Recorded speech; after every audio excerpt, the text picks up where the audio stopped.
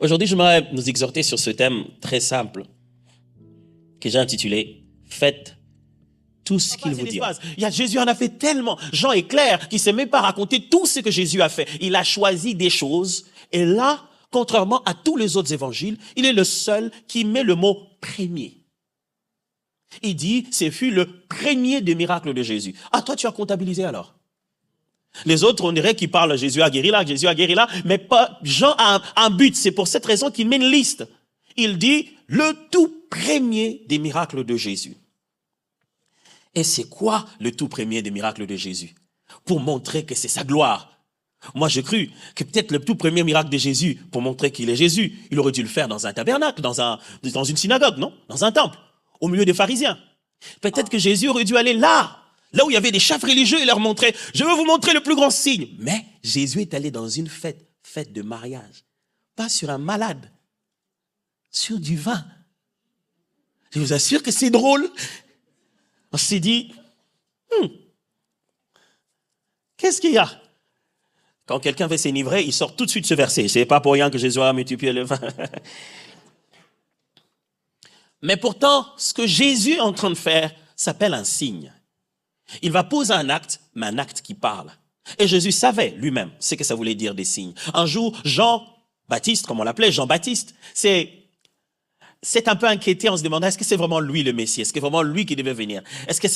Alors il a envoyé ses disciples pour aller voir Jésus. Vous savez qu'est-ce que Jésus a fait? Au lieu de répondre à cette question, il leur a demandé de regarder les signes. Dans Luc chapitre 7, le verset 18 à 23, il est écrit, Jean fut informé de toutes ces choses par ses disciples. Il en appela 2 et les envoya vers Jésus pour lui dire, es-tu celui qui doit venir ou devons-nous en attendre un autre? Voilà. Est-ce que Jésus, tu es toi? Alors pour savoir si Jésus est vraiment lui, écoutez sa réponse. Arrivé auprès de Jésus, lui dire, Jean-Baptiste nous a envoyés vers toi pour dire, es-tu celui qui doit venir ou devons-nous en attendre un autre? À l'heure même, Jésus guérit plusieurs personnes de maladies, d'infirmités, d'esprits malins et il rendit la vue à plusieurs aveugles. Et il leur répondit, allez rapporter à Jean ce que vous avez vu et entendu. Deux fois, le meilleur argument de Jésus n'était pas ce qu'il disait, mais ce qu'il faisait. Allez lui dire ce que vous avez vu et entendu. Les aveugles voient, les boiteux marchent, les lépreux sont purifiés, les sourds entendent, les morts ressuscitent. La bonne nouvelle est annoncée aux pauvres. Heureux celui pour qui je ne serai pas une occasion de chute. C'est dit. Mais la question de Jean, c'était, c'est toi ou pas moi? Je viens de vous démontrer les signes. Allez lui rapporter, les signes suffiront pour lui dire si je suis vraiment celui qui l'attend ou non. Ce miracle est très particulier. Pourquoi? Premièrement, parce que vous avez 6 vases de terre. À l'entrée d'une maison normale de Juifs comme ça, surtout pour un moment où il y aura des grands rassemblements, ça veut dire que les gens vont venir de partout, ça va quand même sentir. On a placé des vases de terre suffisamment grands que chaque vase était environ entre 80 à 120 litres. Chaque vase, entre 80 à 120 litres, c'est ce qu'on appelle 2 ou 3 mesures ici. Et chaque vase, donc multiplié par le nombre, vous pouvez rapidement le faire, vous vous dites c'est soit le total est de 480 ou de 720 litres. Quand vous faites le nombre multiplié par 6 vases. Et ces vases sont à l'entrée, on y a mis de l'eau. Et qu'est-ce qu'on fait? Il y a cette pratique selon laquelle quand on arrive à un endroit, on prend de cette eau, on se lave les mains, se lave les pieds. C'était ça la pratique, c'était pour l'ablution. C'est quand ils arrivent, ils prennent un peu d'eau, ils se lavent les mains, ils se lavent les pieds, ils sont plus propres, et ils entrent. Et il y en a 6 comme ça. On commence à comprendre pourquoi la maman a dit, faites tout ce qu'il vous dira, parce qu'il va probablement vous dire un truc que vous n'allez pas aimer. Parce que quand vous venez de la cuisine et qu'on vous dit qu'il faut multiplier le vin et qu'il n'y a plus de vin dans la cuisine et qu'il vous ramène à la porte d'entrée, là où se trouvent les vases, où les gens se lavent les mains, vous dites, c'est pas la bonne direction. Il y a problème en cuisine. Pas ici, là où tu nous amènes. Jésus donc s'en va et il leur demande de remplir ça de l'eau encore. Ils remplissent de l'eau et de l'eau jusqu'au bord. Complètement maximal. Et il leur demande d'épuiser de l'eau et d'amener à l'ordonnateur de repas. 720 litres de vin parmi les derniers jours de la fête. C'est un peu trop. Il a laissé carrément une entreprise aux nouveaux mariés. Mais je vous dis, mais pourquoi il fait ça? Il fait ça parce que le chiffre 6, c'est les chiffres de l'humanité. et que ces vases de terre sont le symbole réel de l'être humain. Et que jusqu'ici, il mettait de l'eau dedans pour être purifié. Alors il était venu les purifier par l'eau. Je donnerai mon sang. Ce n'est pas du vin qui leur sert, c'est son sang qui leur sert. Il dit, voici une nouvelle alliance. Vous en aurez en abondance. Il y en aura suffisamment. Avec mon sang versé, vous serez rassurés de toujours en avoir pour le pardon de vos péchés. Ce n'est plus avec de l'eau que vous allez vous purifier. C'est avec le sang que je vais vous donner. Oh, c'est lui qui l'a dit. Prenez ceci et mon sang. Et ça, c'est en levant son vin qu'il l'a fait. Jésus veut leur démontrer à travers ce signe. Il veut montrer surtout à ses disciples. Depuis qu'ils sont là, ils ne croyaient pas. Bon, on lui raconte des belles histoires. J'imagine les disciples rentrant à la maison. C'était comment avec Jésus? Bon, il a encore raconté une anecdote. C'était intéressant. Qu'est-ce qu'il a fait? Il a rien fait, justement. C'est ça le truc. Comment? Il a juste commandé par sa parole. C'est ça la force de tous ces miracles. Je sauverai désormais l'humanité. Rien que par la parole.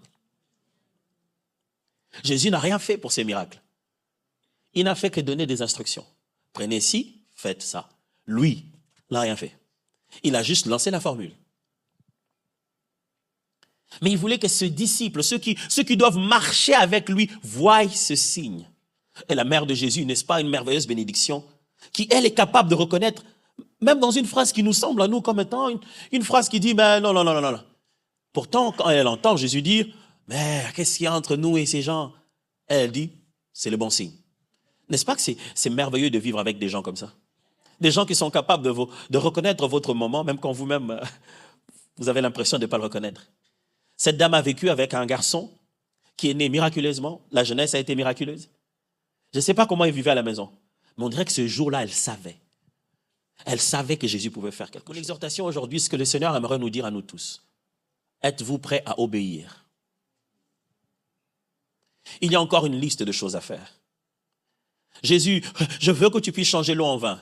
Oui, j'ai la formule, mais je ne ferai rien. Je te dirai qu'est-ce qu'il faut puiser, où il faut le déverser, comment il faut le puiser, et tu dois faire confiance.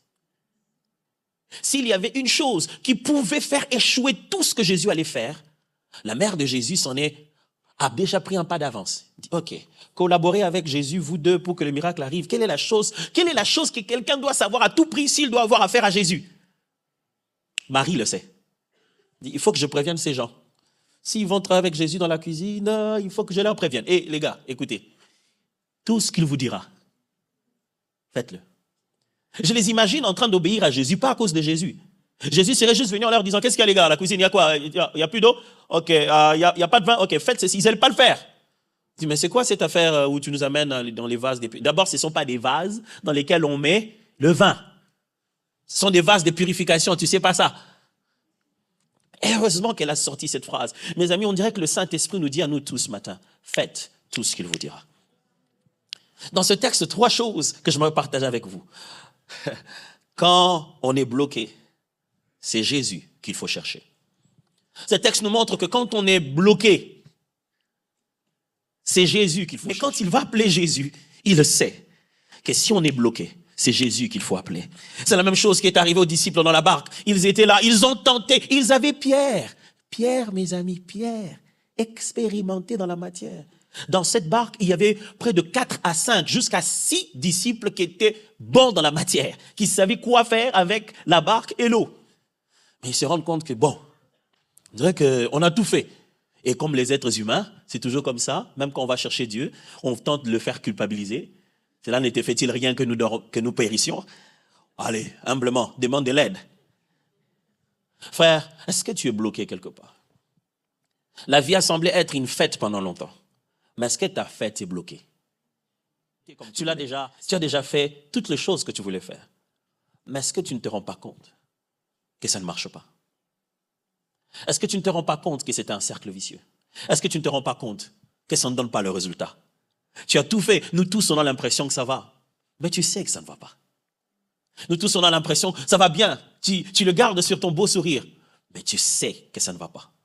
Quand tu es le soir et que tu regardes tes factures, tu regardes les messages que tu as, tu pleures.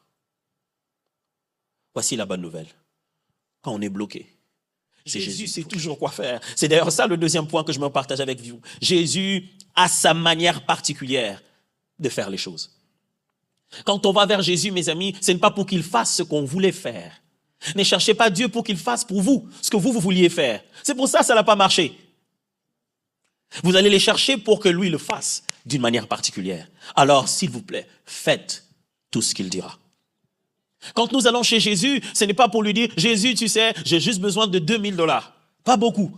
J'ai une bonne nouvelle à quelqu'un. Dieu est sur le point de le faire encore. Est-ce que toi, tu peux juste faire tout ce que lui, il te dira à toi? N'allons pas chercher Dieu pour qu'il le fasse comme on le fait déjà. Quand nous cherchons Dieu, mes frères, il a sa manière de faire. Mais voici la question. Êtes-vous prêt à faire tout ce qu'il vous dira? Quelquefois, il nous demande de faire une chose pour une toute autre. Là, deux fois, il te demande de prier là où il faut aller pleurer. Il te demande de donner là où tu t'attendais recevoir. Mais le secret est simple. Faites tout ce qu'il vous dira. Et enfin, la troisième pensée, c'est que obéir à Jésus, c'est participer à son propre miracle.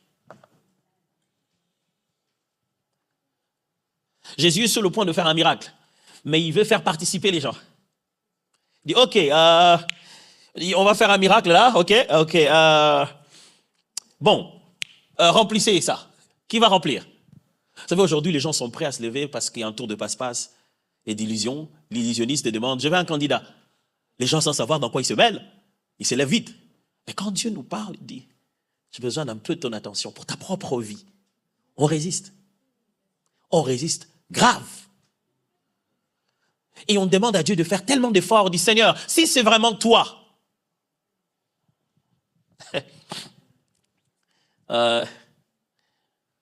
Seigneur, si c'est vraiment toi, j'aimerais qu'à 12 heures, aujourd'hui, il ne neige pas. Mon ami, il y a quand même des conséquences qui dépassent ta seule vie.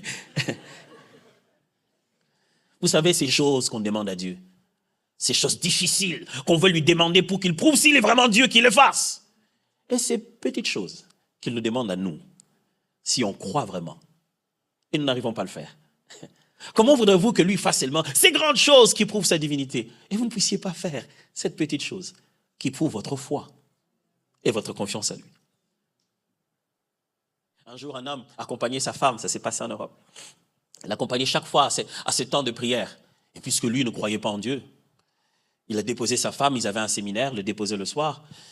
Et puis bon, comme il n'avait rien à faire, il tournoyait et il se faisait qu'à maudire, à dire des choses sur l'église. Le troisième jour, il s'est dit, OK. Il était là dehors, il disait des choses, il a dit, bon, OK, pour que je puisse croire que toi, Dieu, tu existes, qu'en ce moment même où je finis de parler, j'entende le son d'un gong irlandais dans cette église. C'était quelque part en Espagne. Et boum!